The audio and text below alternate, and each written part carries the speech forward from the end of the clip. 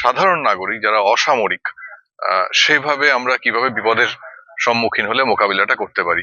ভূমিকম্প হলে মানে গাছে স্পর্শ না করতে বললো, তারপরে শুয়ে পড়তে না বললো, মানে চুপচাপ বসে থাকতে হবে। কিভাবে অন্যকে শেখাবো, নিজেরা শিখবো। হঠাৎ ভূমিকম্প হলে কি করবেন? চোখের সামনে কেউ জলে ডুবে গেলে বাঁচানোর উপায় কি? অগ্নিকাণ্ড হোক বা যে কোনো বিপর্যয় মোকাবিলা করবেন কিভাবে, তারই কৌশল শেখালেন একদল এক্সপার্ট।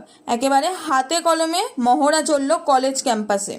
কলেজে কর্মসূচি হচ্ছে বলতে আমাদেরকে মানে আগুন লেগে গেলে কিভাবে বাঁচতে হবে, জলে ডুবে গেলে কিভাবে আমরা বেঁচে উদ্ধার হব কিংবা উদ্ধার করবো অন্যকে।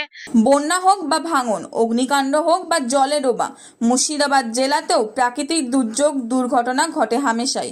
সম্প্রতি 21শে নভেম্বর ভূমিকম্প অনুভূত হয় এই জেলায়। হঠাৎ যুদ্ধ চলাকালীন পরিস্থিতি তৈরি হলে কি করা উচিত কি নয়, কি করলে প্রাণ বাঁচানো সম্ভব, সব নিয়েই মক ড্রিল হয়ে গেল মুর্শিদাবাদের হরিহরপাড়া হাজী এ.কে. খান কলেজে সিভিল ডিফেন্সের উদ্যোগে।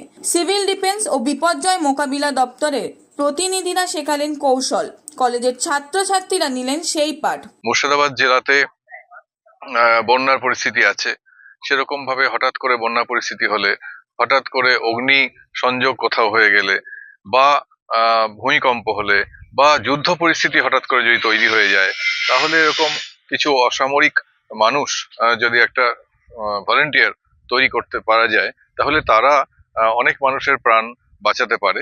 সেই কৌশলগুলো কিভাবে তারা প্রয়োগ করবে, আজকে এনারা আমাদের কলেজে এটাই শেখাতে এসেছেন।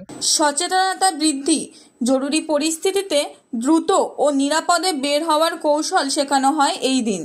পরিকল্পনায় কোনো ঘাটতি থাকলে তা খুঁজে বের করা ও সংশোধন করার সাথেই শান্ত ও সঠিক সিদ্ধান্ত নেওয়ার আত্মবিশ্বাস বাড়ানোর পরামর্শ দেওয়া হয়। মনমোহিনী হেলথ কেয়ার, স্বাস্থ্য সেবায় অটুট শ্রেষ্ঠত্বের শিরোপা।